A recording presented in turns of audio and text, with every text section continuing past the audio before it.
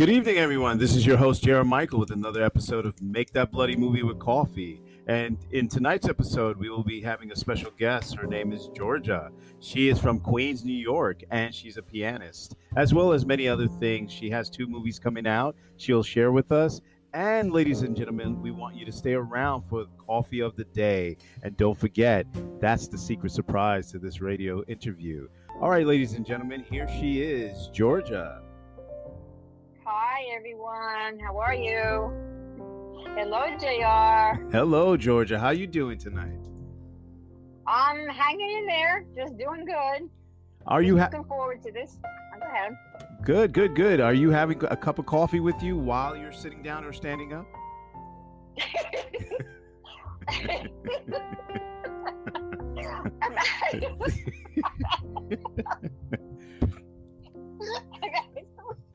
It's okay. Okay. Yeah, no, thank God I'm not standing up. I don't think I can handle that one. No, I don't drink a lot of coffee. I just have 1 cup in the morning, and it has to be decaf. But that's me. Yeah, so I've got water right now. Okay, all right. So tell No, go ahead. What you were saying? No, I said if that's okay. Okay, so tell the audience out there a little bit about yourself, and since I heard you love to play the piano, and that's how you kind of started in this business. So let them know. Yeah. Let's see. Well, I was watching Liberace on TV when I was about 6 years old with my grandmother, and I told my grandmother that one day I'm going to play like Liberace. And that was actually my dream. So I started taking piano lessons, classical training, of course, and took classical training, I guess, for about maybe 10 years. And then I played in Manhattan, I guess from the time I was maybe 10 until I was about 13, 14. And just basically a lot of classical.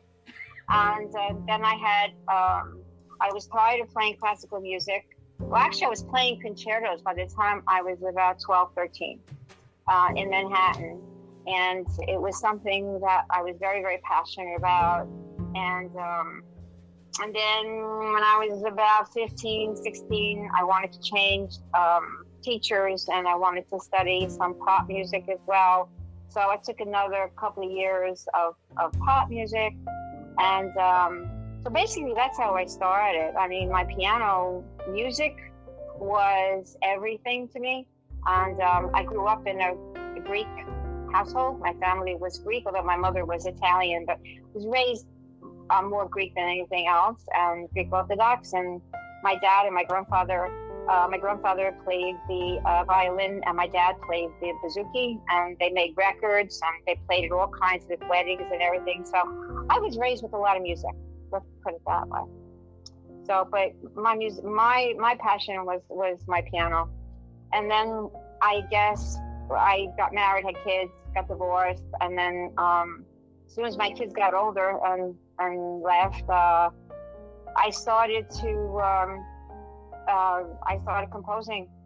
And the ironic part about that was I was going out with someone. I was working full-time in an aerospace company, and he told me that I was going to compose music. And I actually said he was nuts.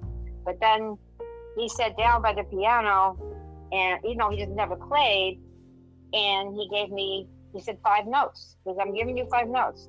And he said, and I want you to start composing something. And then all of a sudden, I just started hearing music in my head. And that was actually the beginning of it. And that was in the 1990s. Wow. And that's when the composing started. I couldn't sleep. It was constant music in my head all the time. Of course, I did work. I got laid off from my aerospace company, and then I worked in the restaurant industry for a couple of years. But it was basically hearing these melodies in my head all night long. I mean, it's 24/7. It just doesn't stop. And you have to get to the piano and you have to write it down. So, and a lot of people that saw me play, heard me play, say that They felt I was a channel for divine energy, basically. I am very spiritual. I felt that this is where it was coming from, because when they heard me play, they felt that especially my instrumentals, when I played, it told a story. And between the way I played it and the soft, going into soft music melodies to really, really very dramatic. I was always a very powerful pianist, even though I'm not exactly what you call tall and my hands aren't that big.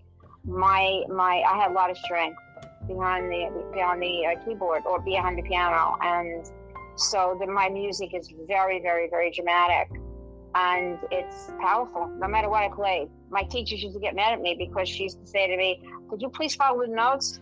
And I never did. I hardly ever followed the notes. And that's basically the creative process that was starting to take over, which I really didn't understand until later on.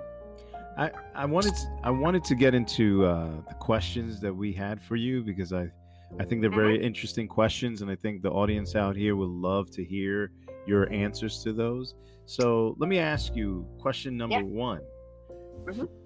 From where do you draw the most inspiration from? You talking basically about my music or my films or just everything? I guess everything as a whole. Like, where do you get inspired? Where do you capture that magic? It's a good question, because I know you were going to ask me this. And my inspiration, I guess, is the fact that I have always been very spiritual. Always. Even being raised in the Greek Orthodox Church, and then later on going to the Catholic Church because my mother was Italian. But I always felt drawn to the solitude inside the church. I never liked to go where there is a lot of people. I'm going to be honest. I felt that it came from God. That was my inspiration, and I felt that this was a path that was chosen for me. My desire, my passion to become a concert pianist never happened. I never got there, and because basically the lack of support in the family, and being raised in a Greek family, sometimes they don't recognize the child as creative. And so I kind of forgot that, and just, got married and had kids, and then I got divorced, and then God, I knew something was different about me, but I never really understood it. I just went along, did what I had to do to raise my kids and live life, but I always loved my piano. But the films too, the stories came out in my dreams, just like I heard the music in my dreams. And I barely passed English in school, let alone knowing I was going to write screenplays or films, stories rather. And so all of a sudden, I just started dreaming it. And that's when I started to compose, and then started to write the scripts at the same time, the films, and then meeting people along the way. To answer your question, the inspiration was that I was led in a direction that I followed, and dealt with the consequences and what I had to deal with along the way. Once you've been chosen to make an awareness in this world, it's something that you don't have a choice. And even if you have a choice to change a direction, it doesn't work out. For me personally, I'm talking about my personal experience. I'm not talking about everybody. I'm just talking about me personally. And my 4 films that I wrote, I called them my children. And 2 of the films that I wrote, I composed the music for. One one film I did write is about my life story, on how everything started, and my passion is being a pianist. And my character does actually achieve her goal. She does become a concert pianist, and I did compose music for that film, and she plays it in Carnegie Hall. So that Wow. my dream is being realized through my story. And so the films mean a lot to me, and the inspiration, I gotta say, it came from my spiritual, my heart being compassionate and open to those. I have a lot of empathy for the Native Americans, because I am Native American too. I got to throw that one in. My grandmother is Mohawk Indian from Canada. Wow. So yeah, and I have a lot of compassion for the Native Americans, the children, especially the children on the reservations, which is where I get my inspiration for two of my films. And it's about they're human dramas. They're based on it's based basically on compassion, empathy, and having very deep spiritual beliefs, whether it be doing ceremony and speaking to the Creator in my Native American films, or either having or speaking with angels, which I very, very strongly believe in, and because I know I have one angel in particular that's with me constantly. So it's being directed, but no matter what you go through, they're always with you, and you may have to go through some very, very difficult times. And it's that faith that's within that gets you through it. And you don't pray for help. You pray for strength. I see, Georgia. I wanted to ask you, I mean, that's amazing. That's beautiful. That's, you couldn't explain it any better than that. Thank you. You're welcome. Question number 2. Mm-hmm. How would you advise others when following their dreams? What would you, what kind of advice would you give them?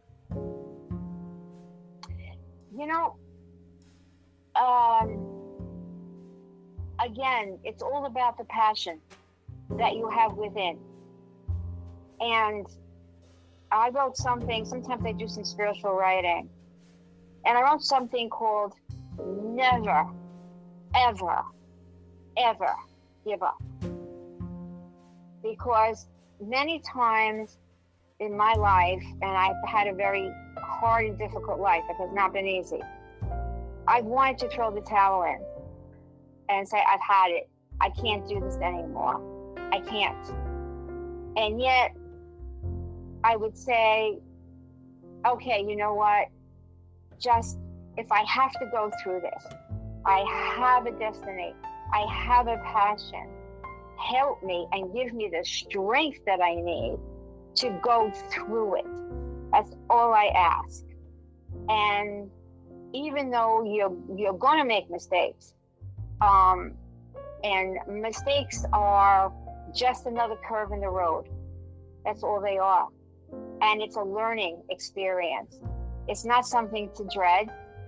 Everybody that has a passion for their, whatever it is, whether it be music, whether it be writing, no matter what artistry, no matter what it is, you keep that passion alive. You keep that burning inside your soul, because this is the path that your soul has chosen. Wow. And if you can, God gives us all free will. Yeah. Absolutely. You can change your direction, but you know what? You're going to go right back onto that road again. I hear you. And I hear you. That's amazing. That's amazing. Question number 3. What do you consider your greatest contribution to the world? I'd like to say that and now, God willing, thank God, the doors are finally starting to open for me.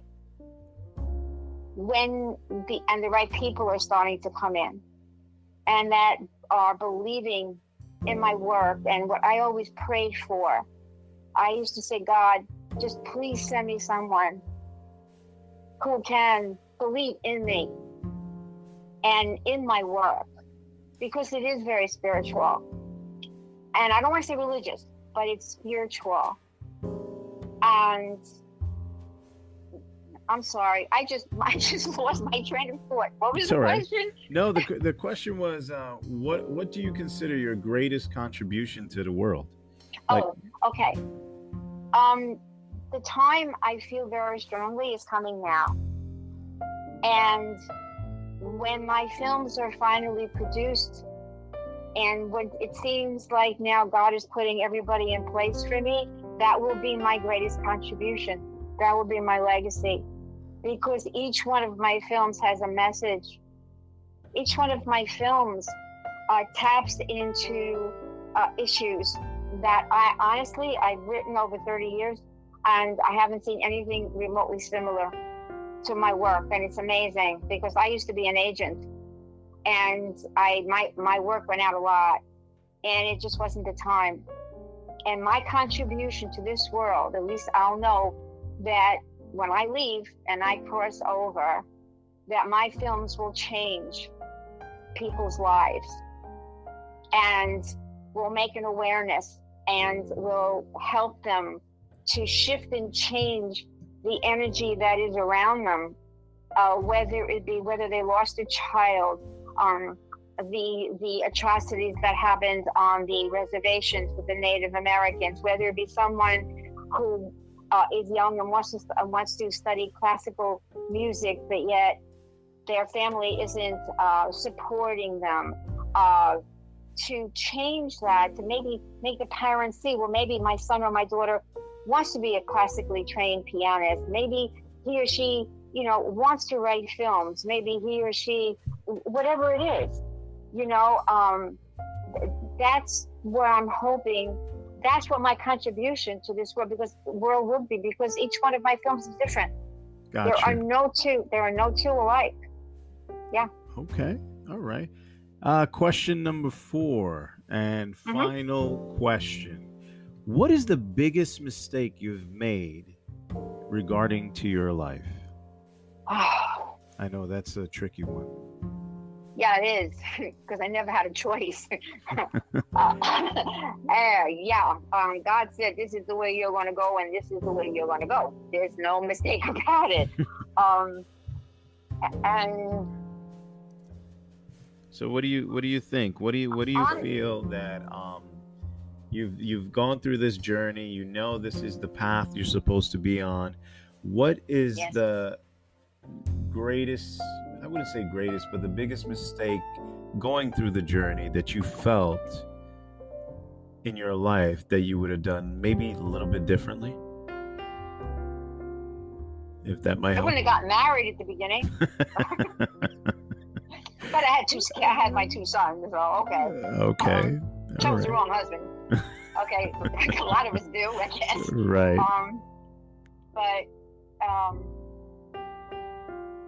Okay, so you would. I really, honestly, JR, I don't know. I can't really answer that honestly, because I don't know. I followed being raised in the type of environment I was raised in. It was very strict.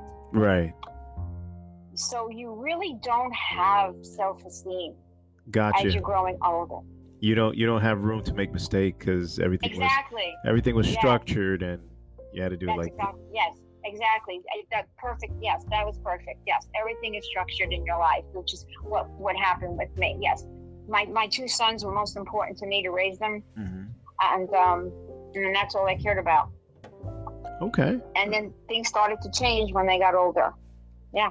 Awesome. Now that we have ended with our questions, ladies and gentlemen, I'll have Georgia let you guys know her upcoming 2 movies that she's working on, and where you can read about them, maybe see the trailer, and get informed. So take it away, Georgia. Okay. Well, the doors have opened for, actually, I have the 4, but 2 have opened right now. I'm working with amazing people. I'm under right now. I just signed a contract with Templegate Films. It's brand new. I have a co-writer that was introduced to me through a friend of mine that I met on Facebook. We connected several years ago. Her name is Michelle Thurls McShane, and she lives up in Albany. And we became very close. And so she sort of became my attached to my hip, helping me to collaborate on my films, to structure them. And so she's a part of Templegate right now, and they're coming out with a series called Harmony. So she introduced me to Mark Rickerby, who is my my partner. And he took two of my films, and he just added scenes in there which were incredible. One is called Lily Dreamwalker. Takes place on the Lakota reservation in modern day. And I have an awesome Lakota producer, Larry Poirier, that I met several years ago when we were working on the trailer for Lily Dreamwalker. And and this film, basically, we tap into, it's about a young girl who is the granddaughter of a shaman, medicine man. Oh, wow. But what we're doing is now, I started to bring in what actually is going on the reservations, where they're stealing Native American girls, and they're kidnapping them. And so Mark helped to bring in that element of what the reality is on the reservation. And let me tell you, when I was writing this, now I wrote the story in the 1990s, and the research that I did, this is before Google, was, no internet, no Google.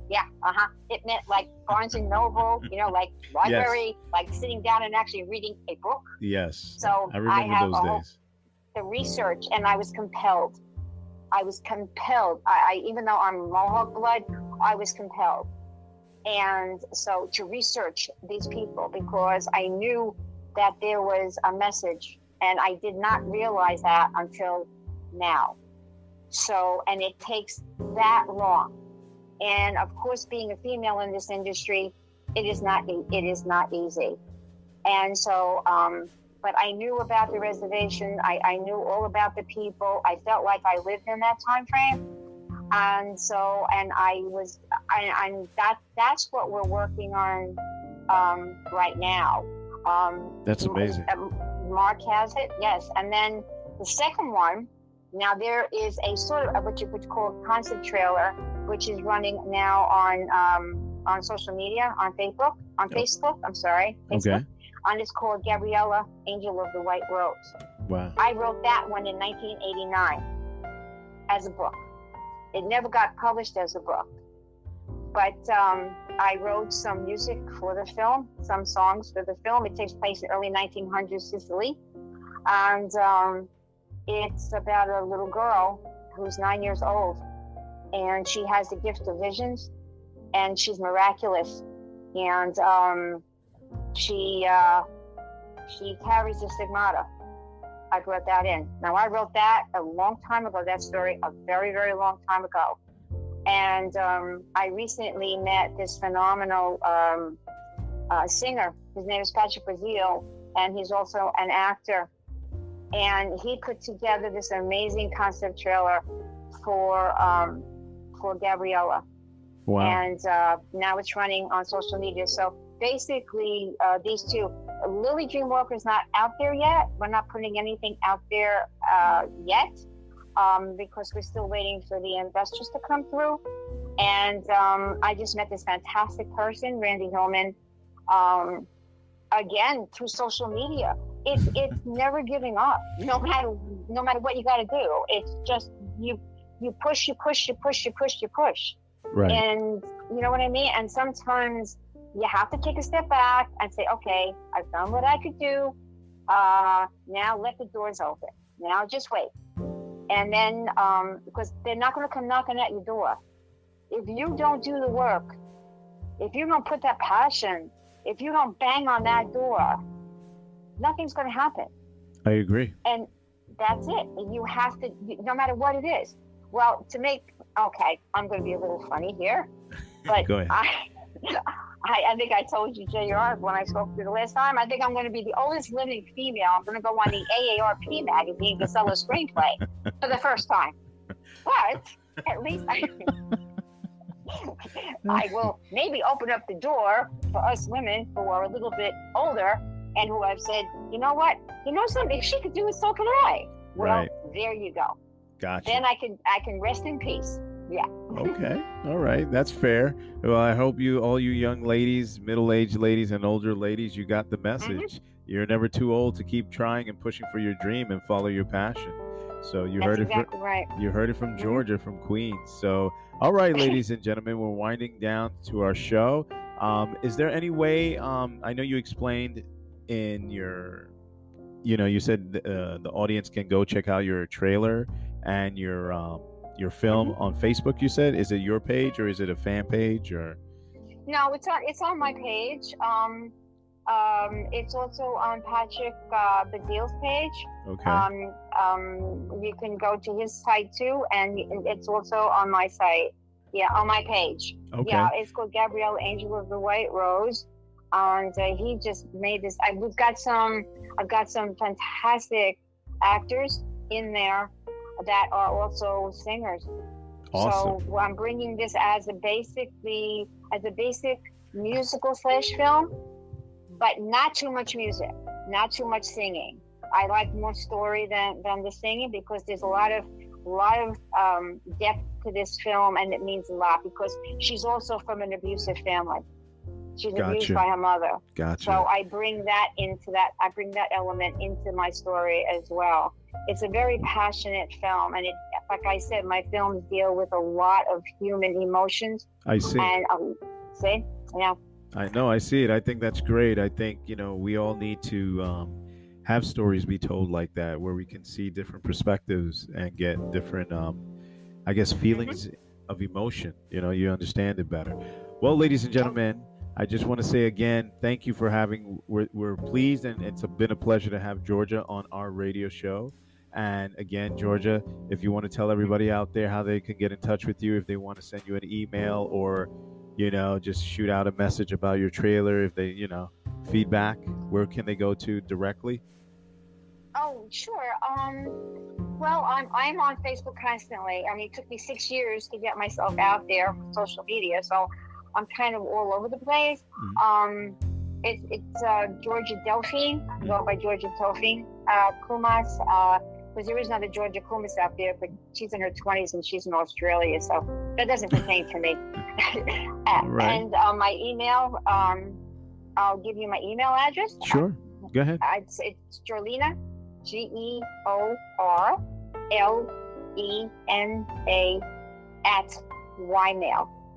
Okay. All right, ladies and gentlemen. Thanks again, Georgia, for being with us tonight. And the coffee of the night I want to share with everybody that I'm drinking.